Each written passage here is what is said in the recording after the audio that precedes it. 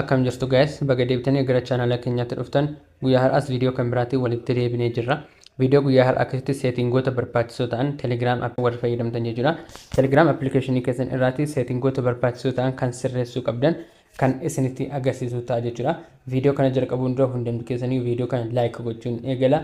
Maatii channel keenya warra hin taanes barnoota gaggaarii barnootawwan isin barbaachisan gara fuulduraatti waan isiniif qabadhee dhufuuf channel kana subscribe gochuun eegala isinii jedha. Amma kallattumaan gara viidiyoo jalqaba gara telegiraamii keessanii akkuma dhuftanii maal gootu telegiraamii keessan keessaati gara oliitii mallattoo sarara sadii kan qabu ofirraatti jira. Isarratti al tokko ni tuqxu jechuudha. Sana booddee isarratti al tokko erga tuqxanii booddee gara gadiitiin setting kan jedhu jira. Setting kan jedhu irratti al tokko ni tuqxu. Kana booddee maal gootu gara gadiitiin ni dhuftu data and storage kan jedhu jira. Isa irratti al tokko ni tuqxu jechuudha. Kana booddee maal gootu warra kana ni ilaaltu jechuudha. Warri kun hundi isaaniiyyuu on ta'anii jiru taanaan maallaqa keessan isin jalaa ni fixu jechuudha. Kanaaf maal gootu hunduma isaaniiyyuu ofii gootanii fayyadamuu dandeessu jechuudha. Maaliif jennaan bilbilli keessa yogguu warri kun hundi isaanii on ta'anii ta'an wanta kamiyyuu taanaan faayila kamiyyuu taanaan ofii isaatii daawunlood gochuu waan jala qabuuf maallaqa keessan yookiin immoo paakeejii keessan isin jalaa fixaa deema jechuudha. Kanaaf paakeejiin keessan akka isin jalaa hin xumuramneef yookiin paakeejiin keessan akka isin jalaa hin dhumneef warra kana hunda isaanii of gootanii fayyadamuu qabdu. Waan barbaadan ofii keessan daawunloodii godhattu jechuudha.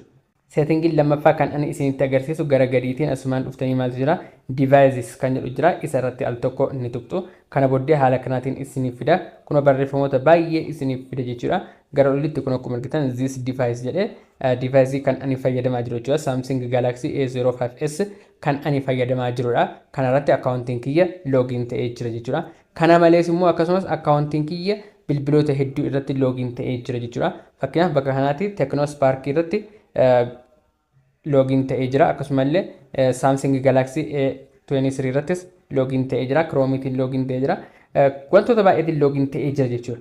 Warri kun waan isin hin beekne yoo ta'e osoo isin hin beekin login ta'eera yoo ta'e isaan irratti irraatii balleessuu ni dandeessu jechuudha. Maal gootu al tokko irratti ni tuqxu jechuudha. Kana booddee maal gootu bakka kanaatti terminate session kan jedhu jira. Isarratti tuquudhaan logaawutii akka inni ta'u yookiin immoo akka inni bilbiloota kaan irraatii badu gochuu dandeessu jechuudha.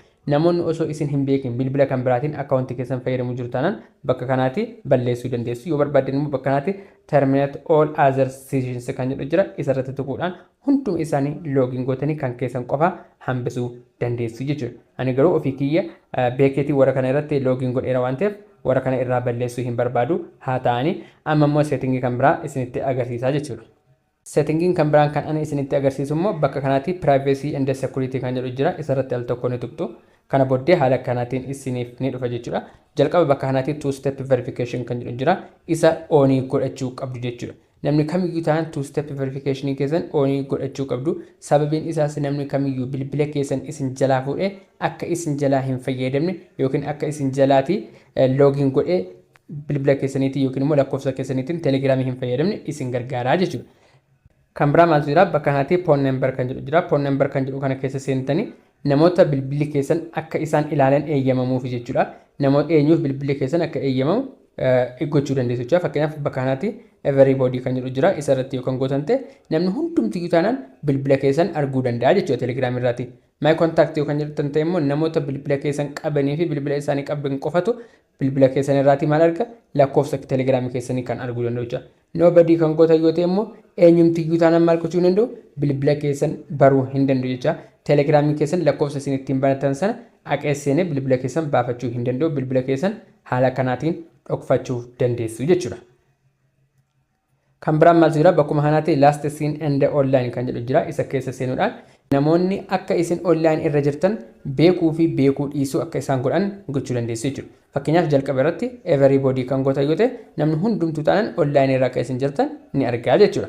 Bakka kanaatti my contacts kan gootan yoo ta'e namni bilbila isaa walii qabdan qofa namni bilbila keessan qabu qofti akka isin online irra jirtan isin bara jechuudha.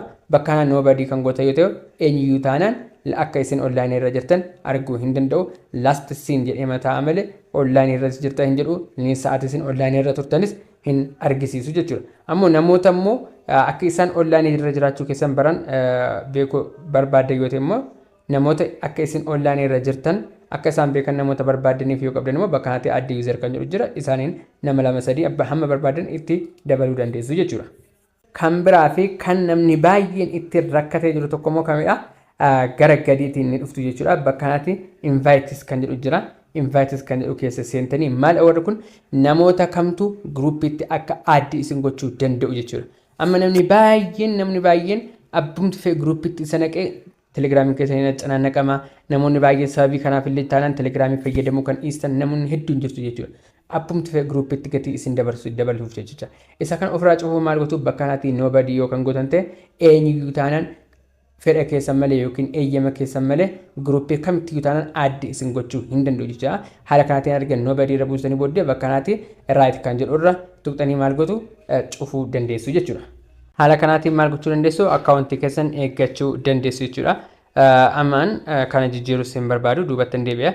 Namni kamiyyuu taanaan haala kanaatiin akkaawuntii keessan eeggachuu ni dandeessu jechuudha. Viidiyoon kun yoo isinitti toleerate viidiyoo kana like gochuu hin dagatina. Namoota immoo haala kanaatiin rakkataniifis akka isaaniif ga'uuf share gochuus hin dagatina. Viidiyoo kana waan isiniif hin galle yoo jiraate immoo yookiin immoo viidiyoo irratti akkan isiniif hojjedhu kan barbaadde yoo jiraate koomentii jalatti naaf barreessaa. Viidiyoo biraatiin hamma walitti deebinutti nagaan naaf tura. Goodbye.